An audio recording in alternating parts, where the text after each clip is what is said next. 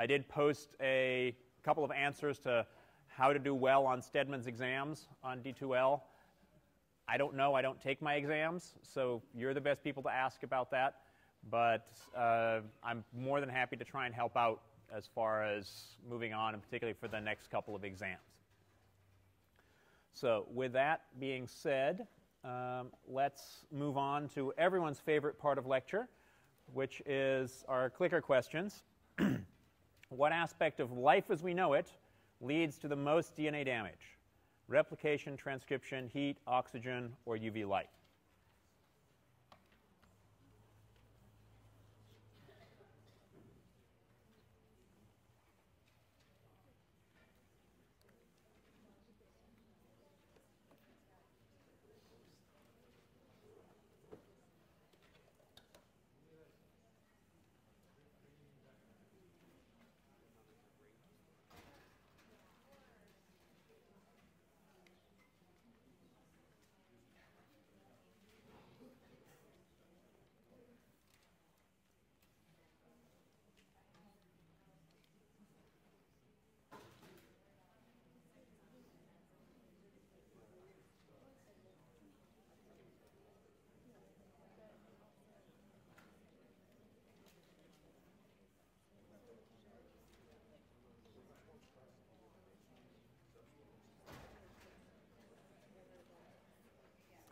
Twenty seconds.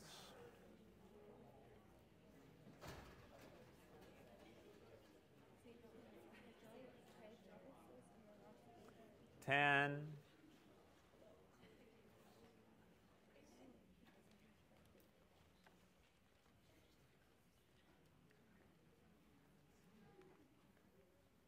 Okay, so what do people think? Seem to be pretty divided here between replication, heat, UV light, and a couple people think oxygen. No one thinks transcription is a problem. That's good. So replication in and of itself doesn't lead to DNA damage. It might lead to mutation formation in terms of putting in your incorrect base because proofreading hasn't worked or the fidelity of transcription is no good. But that's not particular DNA damage. So nobody liked transcription. Heat leads to what? Depurination, so the loss of the purines in particular. And that is the most common form of DNA damage. Happens way more often than oxidative damage or presumably what people are thinking of as thymidine dimer formation for UV damage. I'm guessing that's what the 37% of you thought. Thymidine dimer formation only happens in the presence of UV light. How many of our cells are exposed to UV light? And if we live in the Pacific Northwest, how much, other than today? So it's actually pretty minimal. The amount of UV damage that you get is relatively small. It's still clearly a problem, but it's actually, particularly for humans, not that much of a problem at all. People survive with diseases like xeroderma pigmentosum and some of the other diseases. This turns out to really not be as much of a problem. So that works. Let's do our next question. What is the chemical damage to DNA that is repaired by uracil DNA glycosylase?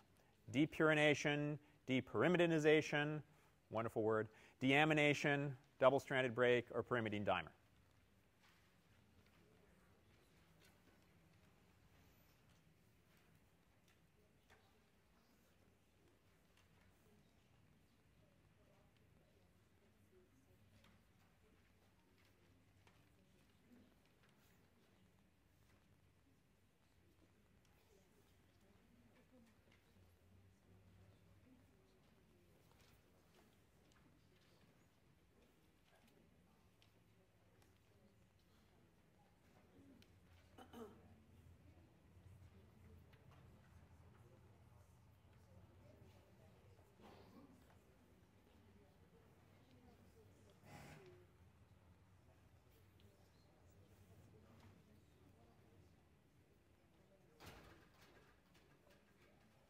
Thirty seconds left.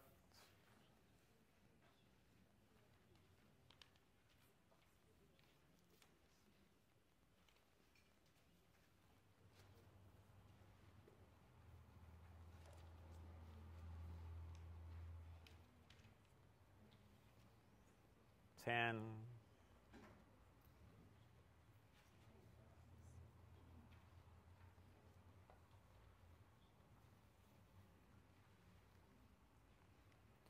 Okay, I think we all agree on this one. That's good. I like that. Uracil DNA glycosylase is the first step of what process? Base excision repair. So base excision repair is going to lead to repairing that one thing that happens, probably second most common, which is the deamination, which is happening, again, because we're in aqueous environments that are relative to that. The other ones, again, pretty minimal. So our third clicker question for today, what's the mechanism used to repair UV damaged DNA? Hopefully this should be pretty clear now. Base excision repair, proofreading, nucleotide excision repair, non-homologous end joining, or homologous recombination.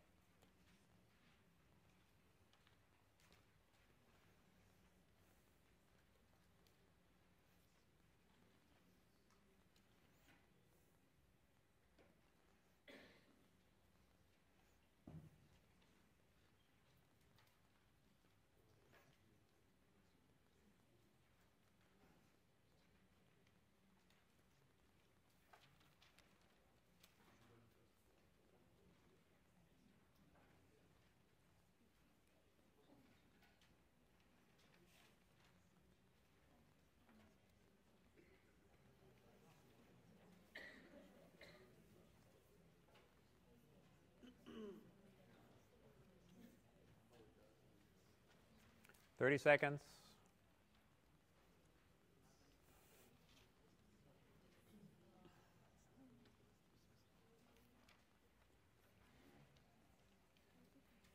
Ten.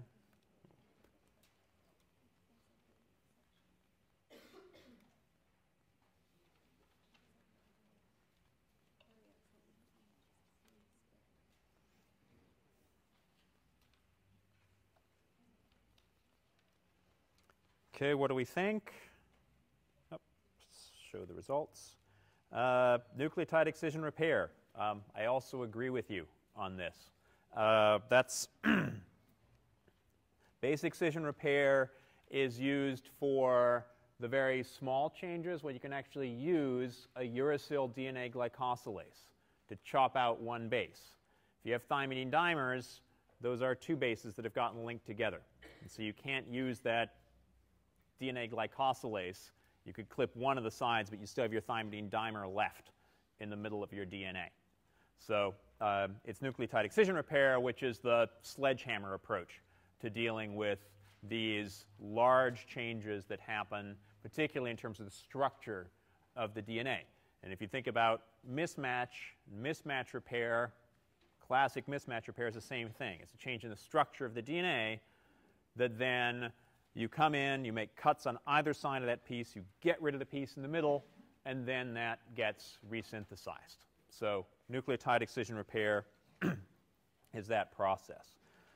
So let's move on. Wanted to ask if there are any more questions. Yeah, sure. Pardon? The answer to the first question? Which was the first question? I can't remember off the top of my head. Yeah, so what aspect of life as we know it? So it's the presence of heat, and so just that we're living at 37 degrees causes depurination to take place. And depurination is the most common of the DNA damage that we have to deal with. The second most common is deamination, which is also due to heat and living in an aqueous solution. Other questions?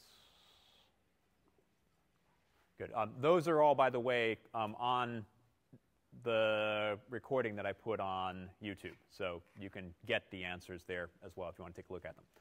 So again, sort of a review of repair so far. Already talked about base excision repair and nucleotide excision repair, the types of damage that we have. A little bit about the DNA structure. Again, it's the whole DNA molecule that's susceptible to DNA damage. The backbone, the bases, the ribose sugars. Now, you name it, it can all get modified, and it does, which turns out to be a problem. You've got all these DNA repair mechanisms, but also you can incorporate mutations, and it's the raw material for evolution. which is a plug for the Darwin Day talks that we have next, was it 12th? Is that Tuesday or Wednesday? I forget.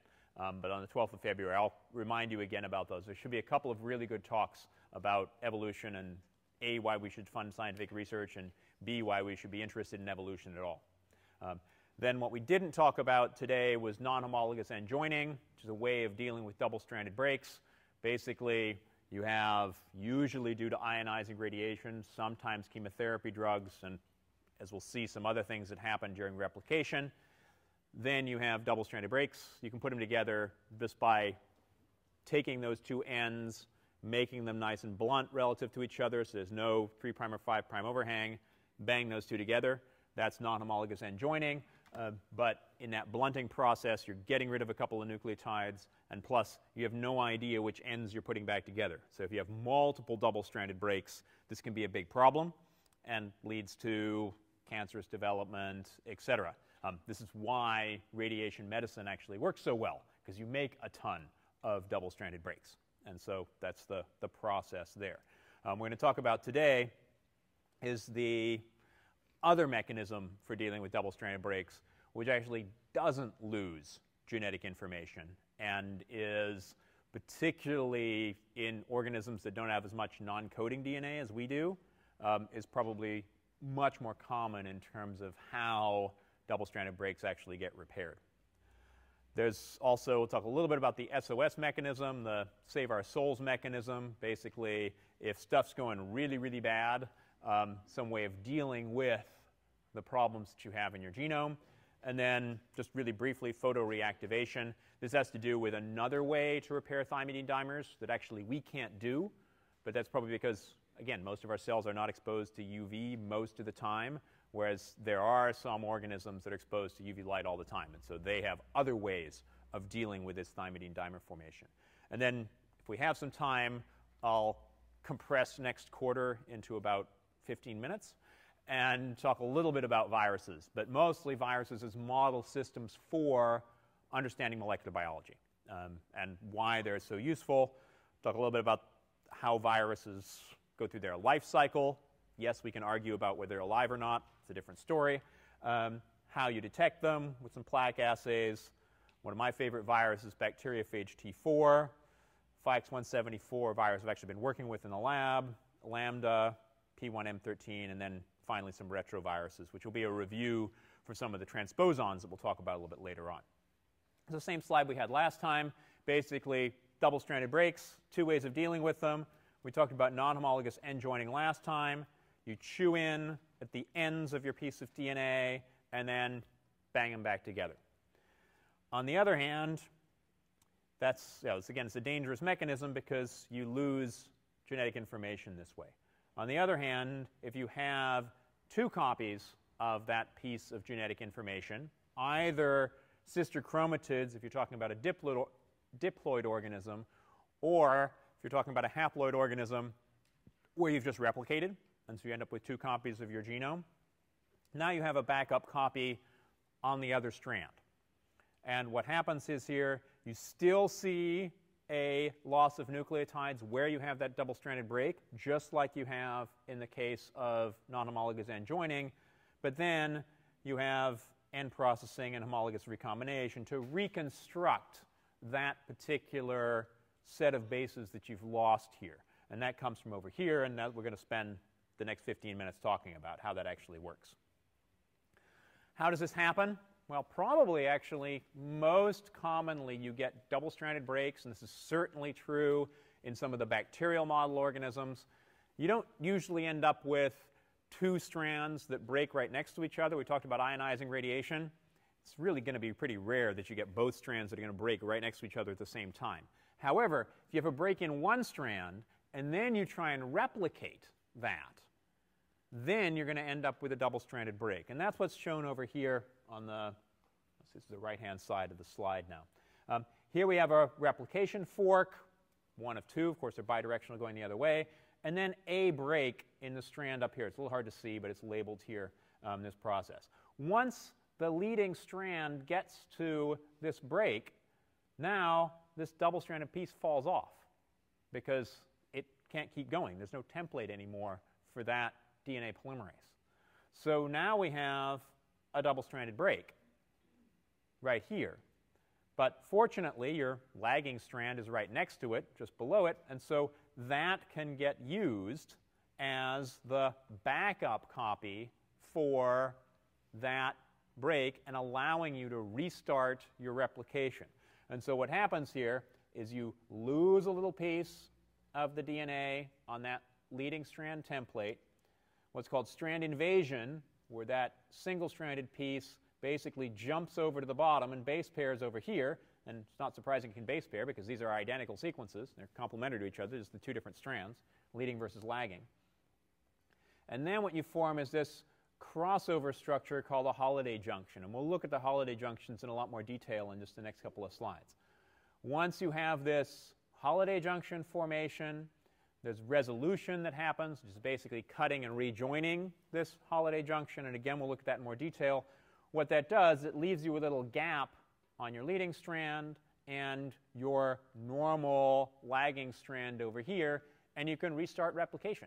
You can keep going and deal with this particular double-stranded break that you had. And this is probably how most double-stranded breaks occur, certainly in bacteria and probably in a lot of eukaryotic cells, though we don't know that as much. So let's look at a little bit more detail on how that happens. Doesn't matter how you get your break. Again, this could be from a nick on one strand, or it could be from literally breaking both of those strands together. You have a little bit of degradation that happens at that point. And most important is that most of the degradation happens at the 5' ends. And so you chew up your 5' end of the DNA, and you end up with these 3' ends, also called 3' tails, because there's a single-stranded piece with a 3' OH at the end of it. This now can go and base pair with another strand, and that's what's called strand invasion. This 3' tail can go and base pair and basically push off the other strand that would normally be in those two double strands that are connected. Once you've done that, now you've got a 3' OH, you've got a template. DNA polymerases love this, so they can extend that. So once they've extended this, now you have this single-stranded piece which can base pair with your other 3' end, because it's double-stranded. You had two 3' ends that you ended up with. So this can extend. Eventually, you get these Holliday junctions, again, that are linkages of the two DNAs. It's just a DNA ligase activity. And then these Holliday junctions get cut, religated, and you end up with two pieces of DNA. Now, this piece in the middle has all of the genetic information that you had down here in the red strand. And if you're thinking about diploid organisms, sometimes those sister chromatids don't have exactly the same sequence, maternal, paternal alleles. And so what happens here is now your upper chromosome may end up with, and this is in the case of the paternal one, the information from the maternal chromosome. And this is called gene conversion. So you end up with just the information from one of those two chromosomes that you end up with. So let's look again in a little bit more details of what's happening here. Also happens in meiotic recombination. You've probably heard, one of the great advantages of having sexual reproduction, again, these two different chromatids that come together, is you have crossing over. And this can get rid of deleterious mutations. Turns out that this crossing over, all that crossing over is, and hopefully you've heard about crossing over before in general biology or principles of biology, that's homologous recombination. Crossing over is homologous recombination. And it turns out that that crossing over is really critical for getting the two chromosomes to pair up with each other. So it turns out you actually need homologous recombination, not just for dealing with double-stranded breaks, but for holding your two chromosomes together. How do you do that? Well, you make a double-stranded break. And that then causes this two chromatids to come together. The way that happens in eukaryotic cells, there's a protein called SPO11 and MRE11. The names of these things are not critical, but what is important is that they are endonucleases. So they cut in the middle of a piece of DNA. Doing that, they give you a double-stranded break.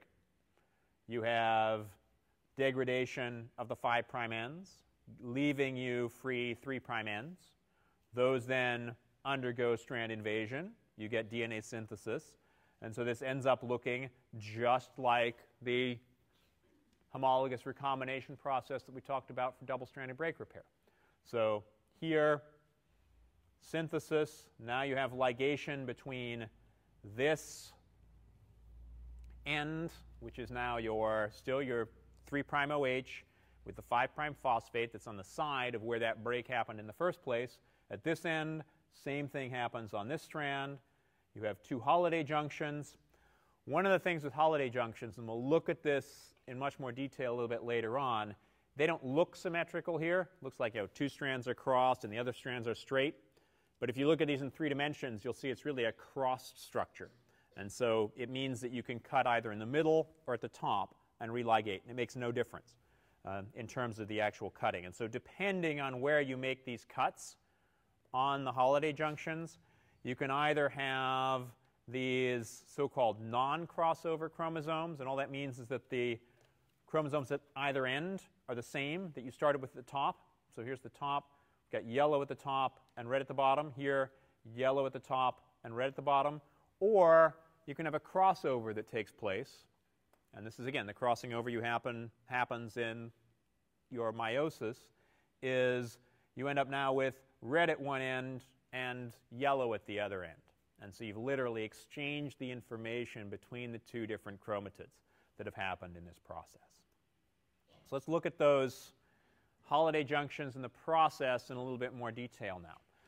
First thing that happens is when you make those single-stranded 3' OH tails, those bind to not only single-stranded binding protein, but a very specific single-stranded binding protein, which is called REC-A in bacteria or RAD51 in eukaryotes. REC for recombination, RAD for radiation damage. And so also just by looking at those names, it'll tell you something about what they're doing. So again, UVR, we had from last time, UV radiation. It's important for nucleotide excision repair. Here, for recombination. You have a defect in that gene, you have a defect in recombination. Defect in the gene in yeast, they're radiation sensitive. So what happens with these proteins, they'll bind to single-stranded DNA. And this is a 3' tail you have down here at the bottom. This red 3' tail binds to REC-A, and REC-A makes this helical filament around that single-stranded DNA. And the really cool thing about REC-A is it can exchange strands. So if it's bound to a single strand, there's a double strand, it can take that single strand and put it into the double strands and vice versa. And so uses ATP to do this. And in the process you have here, now we have a single-stranded DNA that was double-stranded over here. This is the green strand. And now that single-stranded DNA, the red one, is now base paired with one of these other strands. Once you do that, then you extend these. Again, they're 3' OHs. They've got templates. You can extend them. Then you have ligation. That gives you one of these Holliday junctions. And so this is the Holliday junction as we saw in all of those slides in the upper left here. All you need to do is rotate either end 90 degrees relative to each other, actually 180 degrees in this case, and you end up with this crossed over structure. And this is really what those Holliday junctions look like. This is, in fact, an EM diagram of that, and here's one of these Holliday junctions that you can see here. And I think, hopefully, on the next slide we'll get the movie to look at this. No, it's a couple slides on here. So this is a movie of looking at that. So this is that crossover that we had here. Here are crossing over of the 2 strands. Of course, they're double-stranded and they're wrapped around each other. If you just rotate them around, again, either end, 180 degrees relative to each other, you end up with this structure which people have seen in the electron microscope. This is what this Holliday junction looks like. Now, if you put the proteins onto that, which are involved in these Holliday junctions, now you can see the base pairs which are getting broken between your red and white strands here and are forming between blue and white over here. And so breaking one base pair, forming the other one. And so those are the processes whereby you're moving through these Holliday junctions. So that's the Holliday junction. There are proteins that are involved in this. They're moving the DNA through these structures. So the RUV-A and RUV-B proteins, they're basically just involved in getting these structures to move relative to the base pairs. And when I say moving, what I mean here is what's also called branch migration. So if you have two different strands here, so you've got double strands at the bottom and two single strands at the top, just by making base pairs here between red and green and breaking the ones between green and green, you can move where you have this crossing over point between reds and greens. And so this is that ATP hydrolysis by those RUV-A, RUV-B molecules that moves this branch, or the Holliday junction, one direction or another. And then, yeah, the helicase activities are also part of that, and they burn a lot of ATP, which we've talked about already. Once you've moved these Holliday junctions, then again you have to get rid of them, because the two chromatids are stuck together. If you think about this in meiosis, you're not going to be able to undergo cell division. You've got to somehow get those two things apart. So you've got to break those Holliday junctions.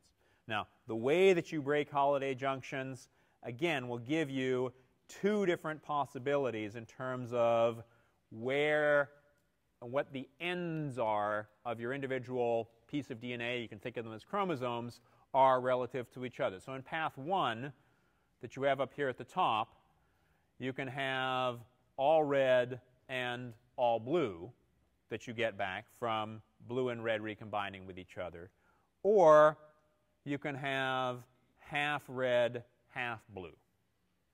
And it all depends on, with your Holliday junction drawn here and just slightly redrawn here, if you cut in the middle here, so you cut right in the middle, ligate red to red, then this will be red and blue. However, if you cut here at the top, you can now ligate this red strand to that blue strand down here, and then this red strand to that blue strand over there, and you end up with this crossing over process. Happens at about 50% frequency as far as we can tell. So about 50% of the time you end up getting a crossing over, 50% of the time you don't end up getting a crossing over that takes place. There are really cool mechanisms to determine why you get that, but they're way beyond the scope of this course. So we looked at the Holliday junctions already. Let's just get yet another way of saying this. Just depends on where you cut. If you cut here, you're going to end up without a crossover. If you cut here, you're going to end up with a crossover. And the best way to look at this is literally to draw it out. And I highly recommend it if you're going to look at these things. Get down with pieces of paper and pencil and an eraser and draw through these processes. I think that makes it the easiest way to understand it. So that's homologous recombination. Again, important for double-stranded break repair, but also for meiotic crossing over. Both of those, and again, same processes that take place. There's one other kind of DNA damage that I wanted to talk about, and actually not so much DNA damage, but dealing with DNA damage. One of those is what's called the SOS response in E. coli. Save our souls back in the days of the Titanic and shipping. You know, SOS being your classic telegraph that you send when you're really in trouble.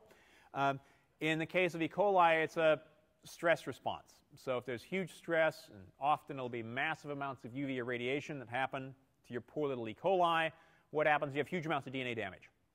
And you could go through nucleotide excision repair, chop out each little piece, resynthesize them, but sometimes you just can't do all of that in enough time. So what you do is, first thing is turn off as much of the normal cell replication processes as you can. And this happens in E. coli. Also, exactly the same thing happens in eukaryotic cells. You stop cell division. And that gives you a chance to repair all the damage before particularly going through replication. Because if you're doing replication, you run into some of this DNA damage, you got big problems. Double-stranded breaks, the polymerase stalls, etc. Particularly a big problem if you're E. coli and you only have 2 replication forks that are supposed to be going all the way around the genome. So what you also do, you being the E. coli does, is it turns on these so-called error-prone polymerases. And error-prone polymerases are also known as translesion polymerases. And basically what these polymerases are is they're just hell or high water. I need to replicate this particular piece of DNA. I don't care what I put in. Just so we've got a couple of nucleotides so we can finish replication taking place. And so that's shown here for DNA polymerase 5 in E. coli. There are, I think, 7 or 8 different error-prone or translesion polymerases that you have in eukaryotic cells. This is really quite common. You put in whatever nucleotide and then keep going. Once you've kept going, these polymerases, fortunately now, are non-processive, so they fall off the DNA, and you can get your processive proofreading polymerases to come along and finish the rest of what's going on. So this is shown in sort of a cartoon form here. Here we've got DNA polymerase 3 comes up to a non-repaired problem that you have on your template strand. It could either wait around for this to get repaired, or this polymerase dissociates. You get one of these error-prone polymerases that comes in. We'll just put whatever bases in, and in this case, this is a thymidine dimer. It puts in a G and an A, but could be any other nucleotide. It doesn't really matter. Now you're on the opposite side of this DNA damage. You've got a 3'OH and a template, so you can extend. You get reassociation of your DNA polymerase 3 together with its sliding clamp, and lo and behold, you can continue your replication, and hopefully your nucleotide excision repair machinery will come in at some point and say, hey, okay, we've got a problem here, now we can deal with it. But at least we've gotten our replication taken care of. So it's basically sort of buying you time to do this process. So I mentioned before, we don't have to, fortunately, deal with too much UV irradiation most of the time, but lots of microorganisms in particular have to deal with UV irradiation. They're living in lakes, they're living on surfaces, etc. So many of these organisms actually have very specific enzymes for dealing with pyrimidine dimers. So they recognize pyrimidine dimers by their actual structure, again, because they're a very common kind of thing that happens in high UV environments. And they have this protein called photolyase. And it basically takes light energy at a longer wavelength than the UV, which has given you this problem in the first place, and just reverses that reaction. And so it bounces back. And so this is a much more efficient mechanism for dealing with those thymidine dimers than chopping out a piece of DNA and resynthesizing it. And again, in these organisms that have lots of UV irradiation, this enzyme seems to be functional. And curiously enough, we actually have a photolyase-like gene in our genome that's been disrupted because apparently we don't need it evolutionarily. So, but many organisms have these photolyases. This point, gotten all the way through our DNA repair.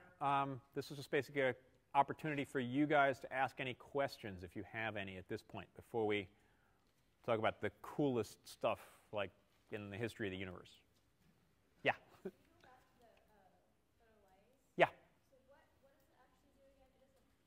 It takes the higher UV light and then bounces it back? Yeah, so getting, sorry, I interrupted you here. So what's the photolyase doing is basically your question? Yeah, so what happens here, to get your thymidine dimer formation, there's been UV irradiation that's then interacted with the electrons that you have on these two pyrimidines that are close to each other. And in that process, you've rearranged the electrons in such a way that they make these covalent bonds that form between the two, and of course that kinks your DNA and makes a big mess. So what photolyase does is it takes the energy from slightly lower energy light. So UV light is very short wavelength light. And so it takes a more moderate wavelength, sort of the visible towards the red end of light. That's where it gets the energy from to actually reverse that reaction. And so it literally reverses the reaction. But you need an enzyme then to catalyze that. Whereas the UV irradiation, it's high enough energy that that is happening just due to the irradiation that takes place. Other questions on, DNA damage, et cetera? Why is the 5' end more susceptible to degradation? Why is the 5' end more susceptible to degradation is the question here. It's probably an evolutionary aspect because, chewing in at 5' ends gives you a 3' overhang, and DNA polymerases like 3' OHs because this can extend them. So there probably were equal amounts of them, except that now the ones that are being used are the ones that give you 3' OHs. Other questions? Okay, let's talk a little bit about viruses. Again, my favorite kinds of organisms. They've also been extremely useful, other than what I like, as model systems for molecular biology. So we'll talk about a couple of those models, but sort of why are they really good models for understanding molecular biology? Particularly since most people think about them as bad news wrapped in protein. This is Sir Peter Medawar, Nobel laureate from a number of years ago. That's one way of defining a virus. One of my colleagues, Patrick Forterre at the Institut Pasteur in Paris, calls them CEOs. I love the CEO thing because they're capsid-encoding organisms. And the capsid is what's on the outside of a virus, and it really kind of defines a virus. That structure on the outside is really what makes a virus a virus. Why they're such good model organisms is they're obligate intracellular. Usually people talk about them as parasites. And if you saw the clip of my movie, I don't think they're all parasites. But basically, the idea here is they have to get inside a cell and take over that cell in order to make more virus. And so that process of getting inside a cell, taking over the cell, it's using all of the normal molecular biology machinery that cell normally uses to make itself is now being used to make virus. And so using what the virus does can tell us a lot about how the cell is normally functioning. The other thing is that viruses are incredibly successful. They usually make lots and lots and lots of new virus. And so that lots and lots and lots is really nice because as biochemists, molecular biologists, we like to have lots of as much of the same thing as possible so we can actually analyze it. If you're talking about single molecules, it's really, really hard to study these things. So those are sort of the reasons for that. Many viruses are small. This is just sort of supposed to be a scale here. Here's a standard, actually it's a white blood cell, eukaryotic cell, standard bacterium, E. coli. Actually, E. coli is relatively large as far as bacteria are concerned. And a number of different viruses which are in here. Unfortunately, the scale they used in this figure for bacteriophage is wrong, which is probably put an X through it right here. The real scale for bacteriophage is here. This is Bacteriophage T4, just the type 4 bacteriophage, classic sort of lunar lander looking virus here. This is a typical bacterial virus that's got an icosahedral head and a helical tail, and then these wonderful tail structures at the end here. You talk about bacterial viruses. These were originally found as things that ate bacteria. So that's what the name comes from. So bacteriophage from eating bacteria. So phagos from the Greek, to eat. How many people have had Greek in this class? Latin? It's me. I've had Latin way back when. I'm old. What can I say? I did have a classical Greek scholar in one of my classes once who corrected me on all of these things. It was actually kind of fun. Neat students you get at PSU. So bacteriophage T4. We'll talk a little bit about Phi-X174. This is one of the smallest viruses known, but also one of the most complex. MS2, probably one of the simplest viruses around. This actually is a virus that can function with only 4 genes, which is really pretty amazing. Bacteriophage lambda, which some people call, I think, a piñata of paradigms. A lot of what we know about molecular biology comes from the study of bacteriophage lambda, as well as bacteriophage T4. P1 and M13 are really useful tools that we'll talk about a lot more when we talk about some of the genetic engineering next week, I think, is when we're going to be talking about most of that stuff. If you look at different kinds of viruses, there are really sort of three, also actually two different kinds of flavors. And I mentioned before, it's the capsid encoding organism. Another way of thinking about viruses that I particularly like, I just call them a bag of genes. And that bag is the capsid. That's what's on the outside. And you've got really two major classes of those. Either they're going to be icosahedral, which is more or less a sphere. And that really has to do with geometry. How can you get the largest volume in the smallest surface area? Or helical or rod-shaped viruses. And that's what's shown over here. And the great thing about helical shapes is they're incredibly symmetric. You just have one subunit that you can put stacked in a helix all the way around. Same thing happens for DNA. Same thing happens to some extent for your alpha helices that form. It's a really efficient way of packaging things that are very similar to each other. And in viruses, generally, smaller is better in terms of thinking about size. A lot of bacterial viruses actually combine these two. You'll have an icosahedral, or roughly spherical piece connected to a more helical or rod-shaped piece together with it. There are really three different ways that viruses function.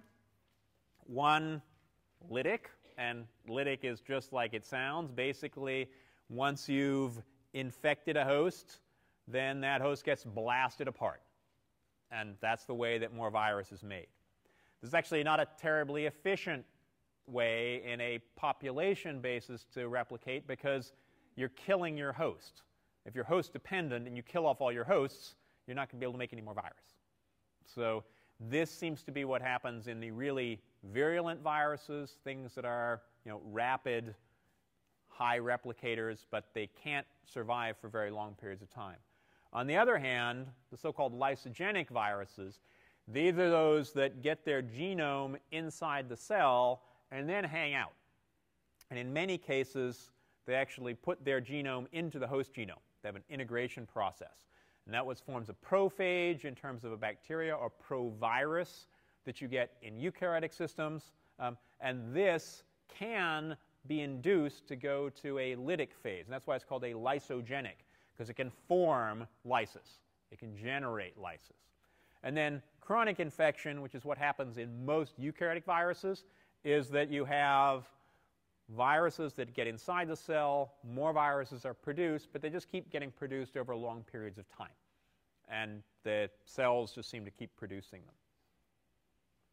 How do you detect viruses, or probably better yet, how do you count viruses? This is why bacteriophage got their name, for eating bacteria, because they eat the bacteria which are present on this Petri plate. So here we have a Petri plate.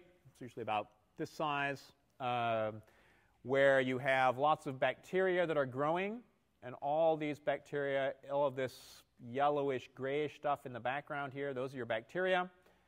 Where they've gotten killed off by viruses is each of these so-called plaques.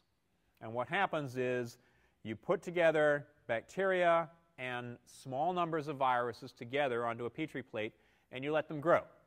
Where there's a virus, it will infect one cell, which will then make more virus and infect the cells around that, et cetera, and get to a certain point where you've killed off a certain number of cells, but there are a bunch of cells that have grown quite happily around them. So what you can do here is just count the number of plaques and then calculate the dilution that you've done, and it tells you how many viruses you had in the first place. So it's a nice way of counting things. How does this replication, lytic replication, work? This is the simplest process. Here's an example of a head and tail bacteriophage. In this case, it's Bacteriophage T4. Genome, which is in that bag of nucleic acid, gets injected into the host cell. Viral genes are made by the cellular machinery. Those all then get put together to make virus particles. The cell bursts, and you have this cycle go around again and again and again. So it's this process where you have the viral genome being made into viral proteins. This is all molecular biology. It's replication, it's transcription, it's translation. All of these things are happening driven by the virus, but they're cellular processes which are going on that's happening here. That was the example for bacterial virus. In a eukaryotic virus, very similar things happen. You have absorption of the virus to the outside of the cell. That then finds its way inside the cell. Different viruses do this different ways. You're interested, take my virology course next term. Then that genome gets released. The genome now is transcribed. It's translated. This particular case for rabies virus, this is an RNA genome virus, so it makes just RNA. It doesn't go through DNA at all. There are certainly DNA viruses as well. But this RNA virus just makes more RNA. All of this comes together. You get assembly of your virus. And now this virus is released from the cell, but it doesn't kill off the cell in the process. So it's not a lytic process. And again, it's a chronic infection, which is really typical for most eukaryotic viruses, that they just make virus as they go. And that's what this looks like. Here are individual virus particles. People also call them virions, being released from a cell. In this particular case, it's measles virus, which is being released from an infected cell. So each of these is going to be one infectious particle that can go off and could form a plaque if you're going to be trying to actually count these individuals. Spend a couple of minutes talking about T4 because it's a really wonderful model organism and in fact was used to understand. Yeah, sure. So if a lot of viruses are not actually destroying a cell, then why do we have immune defenses against them? Like, why do we not want them to be there? Okay, so the question is, if a lot of viruses don't kill off cells, why do we have this wonderful immune system that gets rid of them? So that's to paraphrase your question. So that's mostly about virology, so we'll get there later. Very often those cells that are producing the viruses are still sick in and of themselves. But if anything, to totally over-anthropomorphize, it's in the virus's best interest actually to be inside a cell that's continually producing virus, but it's not in the organism's best interest, the whole organism. And so the organism wants to get rid of that cell that's producing the virus. So it's all about T-cell mediated immunity, which is a totally different story. Yeah, other questions that will hopefully be answered next term. Yeah. So rabies an example of a life effect? No, so rabies would be an example of a chronic infection. Yeah. Well, a good way to just explain that would be that your body's producing more things that it doesn't want, so the energy is going towards viral replication and it's sucking away from the actual host. Yeah, so just to paraphrase, this is more of a comment than a question, but the one way of thinking about it is that it's the virus is an energy parasite, and so basically you don't want to be spending your energy making virus, you want to be spending your energy making more of you. So just another way of thinking about it. Yeah? Also, can your cells tell the difference between a virus that's going to kill you and a virus that isn't going to kill you? So the question is can your body tell the difference between a virus that's going to make you really sick or one that's not going to make you very sick? Take your immunology, I think is the answer to that question. Yes and no. Okay, so finally got to talk about viruses that won't make you sick. This is Bacteriophage T4, although people are actually thinking about using these viruses to try and treat bacterial infections. So people are actually trying to flip it on its head. So the viruses are being used to kill off the bacteria that are making you sick, something called phage therapy. And if you're interested, we can talk about that later on D2L. So T4, one of the best understood of probably any viruses. Yes, I know I have office hours. Tailed virus, again, it's got an icosahedral head, this tail. About 170,000 base pair genome, so a lot easier and simpler to understand than some of our genomes at billions of base pairs. But the most bizarre thing about Bacteriophage T4 is it has regulars, A's, T's, and G's, but a highly modified cytosine that it uses instead of regular cytosine. And we'll see why that is a little bit later on. The genome has this thing called the terminal redundancy of about 5,000 base pairs at either end. We'll look at that in more detail. And it's also circularly permuted. And again, we'll look at that in a little bit more detail. The T4 genome, excuse me, is this, and I expect you to remember the whole thing. No. Basically, it's packed with genes. And all of these genes, we know basically what almost every single one of them is doing. It has genes for DNA replication. It's got genes for transcription. The original helicase, DNA helicase, was originally found in studying bacteriophage T4.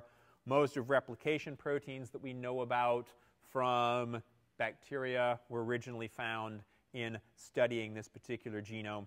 And again, we know what every single one of these genes actually does. If you look at those genes, and particularly at the end of the genome, there's one thing that's really actually very interesting. And that is that these have linear genomes, even though it showed that circular map there. And the reason that it's got a circular map like that is that the sequences at either end of this linear piece are actually identical to each other. And that's what's meant by terminal redundancy. So if you've got gene AB at this end of your genome, you've got AB over here at this end of your genome as well. And you remember, it's 5,000 bases of the about 170,000 bases, which are identical at either end of the genome. What's interesting is that for each of these individual genomes, sometimes you'll have the beginning of the genome be gene B at this end. You still have a copy of B now and C at this end. The beginning of this genome will be C. The end of the genome over here would be CD. And so you've got these copied pieces, but it's not always going to be the same start and stop for your particular genome. And what that means, it's just another way of looking at exactly the same thing, is it's so-called circular permutation. So if you have ABC over here, you've got ABC over here. If you have CDE here, you have CDE here. AB, you just have in a single copy. EFG here, EFG here, ABCD here. And so all that means is you've got in your population of your bacteriophage T4, you've got some that are going to start at A, some that start at C, some start at E, some start at G, but they all have the same genes in them, at least up to that 5,000 that you have at the end. And so it's a whole population of different molecules. Again, same gene order, but different ends. The reason that this happens has to do with how you get those genes into the bag. And it turns out that basically for bacteriophage T4, and it turns out for a lot of bacteriophage, basically they take a chunk of DNA. And to be sure that it's enough, they actually make a chunk that's a little bit too big. So you get all the genes that you need in it. And that's why actually you get some which start at A, some start at C, because it actually started out that there was this whole long multiple genomes altogether. So this ABCD here was ABCD, ABCD, all in one long piece of DNA that then got chopped up into smaller pieces. And each of those chopped up smaller pieces went into one of the bags that ended up being the virus. This is a circular permutation. How do you make these concatemers? Well, you basically start normal DNA replication, but once you've had normal DNA replication, then you have, just like the case you have with homologous recombination, these 3' ends that can base pair with other molecules because they're copied ends. Again, these are redundant ends. So this one comes over, comes in base pairs to a new piece of DNA, which can then get extended, and so on and so forth. And you end up with these very long pieces of DNA, much longer than the 170,000 bases that you have, which are multiple copies of the genome all lined up right next to each other. So you end up with these concatenameric genomes. And why this happens, turns out, is a very efficient way of making DNA very fast. Because each time that you get one of these strands, which is crossing over and forming one of these crossover linkages, now you've got another free single-stranded piece of DNA that can go and do this on another piece of DNA, which can go and do it on another piece of DNA, and so on and so forth. And so you end up with this huge sort of multiple different replication origins in the cell. When you think about E. coli, it's replicating from one origin of replication to replication forks. It's not going to be efficient enough to get the hundreds of copies of the genome that the virus needs to get. And it has to be able to do this in about 22 minutes, which is really pretty insane, that you can go from one copy of the genome coming inside the cell to hundreds of copies of a fully assembled virus in less than half an hour. So it's a really fast process. Again, now, it starts out, the critical things here, I don't expect you to remember all the numbers, but what's happening here is it's all happening extremely fast. Binding of the virus to the outside of the cell. After 1 minute, all of the host's machinery is turned off. No more DNA replication, no more transcription, no more translation going on. After 2 minutes, the virus starts to make its own messenger RNA. Then it chews up all of the bacterial DNA. And it turns out that this is why it's got hydroxymethylcytosine in its genome, because it chews up all the host DNA at cytosines. So it makes all the enzymes to chew up the host DNA, because it needs DNA to make more virus.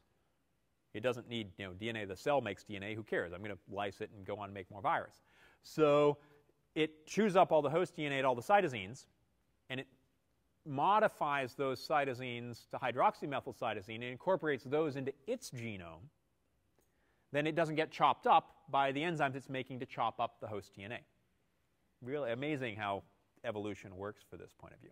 So you break down the host DNA, then you start making the viral DNA, and then you start making the so-called late messenger RNAs. We'll talk about these much later. They're basically the messenger RNAs that are going to make the proteins that you need to put together the virus.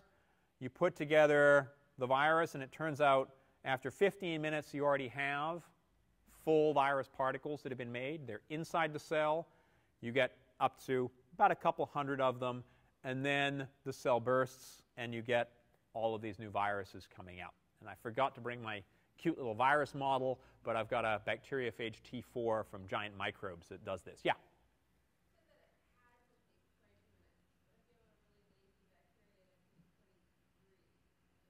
Oh, it doesn't have to take 20 minutes? So that's probably not quite exactly the right terminology. On average, in a happily growing until it gets infected by the bacteriophage E. coli, it takes about 20 minutes for that process to go through. If it's 23 minutes, now, if it takes a lot longer, and particularly some of these early steps, then what can happen is the virus gets broken down. And so, like you have in humans, the bacteria don't want to get infected by these viruses either.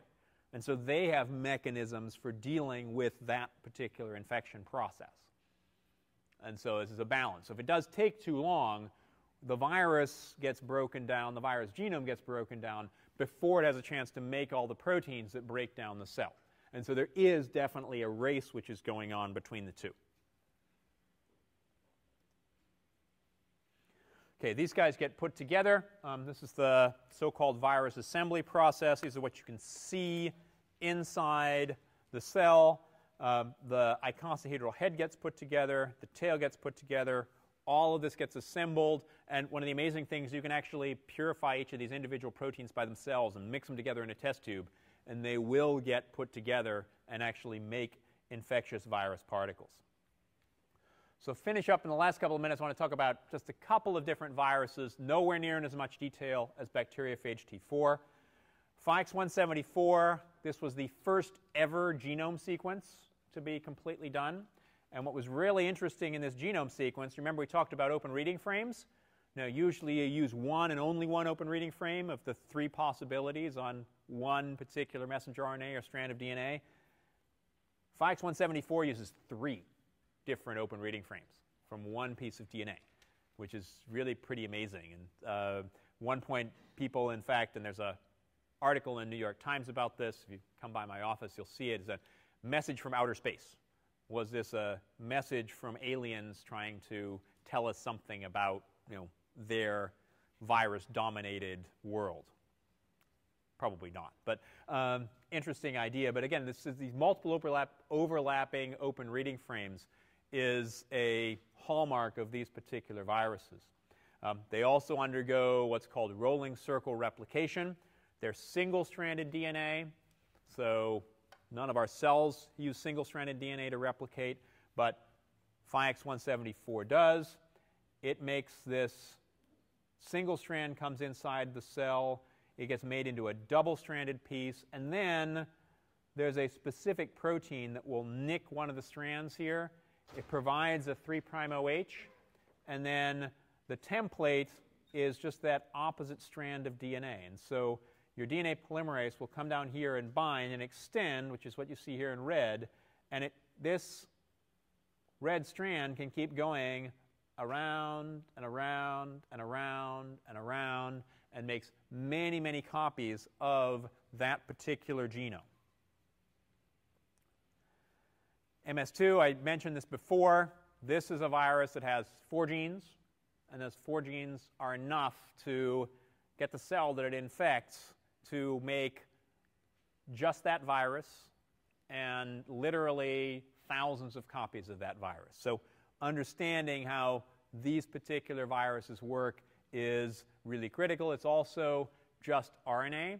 So it's RNA that never has to go through a DNA stage. This is true for many, particularly some of the nastier human viruses which infect us are just RNA. To make RNA, you need to have an RNA-dependent RNA polymerase, which is a viral-specific protein. If you're thinking about a genome which is just RNA, you need to be making more of that virus genome. It's not a cellular protein that does this. So you have to have a viral protein which takes an RNA template and makes an RNA copy from it. But most of the cases for RNAs, you just have a single strand of RNA which is in your virus genome. So you have to first make the opposite strand copy because just like everything else, you're always extending from 3' ends. You're always going from 5' to 3'. So you're going to end up making copies of what's called the opposite strand or the negative strand of the virus, and then making more copies of the strand that actually ends up being the genome. And this is the RNA-dependent RNA polymerase. Again, we can talk much more about these particular polymerases in virology next term. I think we'll stop here with lambda because lambda starts to get rather complicated. And this particular part of the lecture, everything from lambda on, is not going to be on the exam.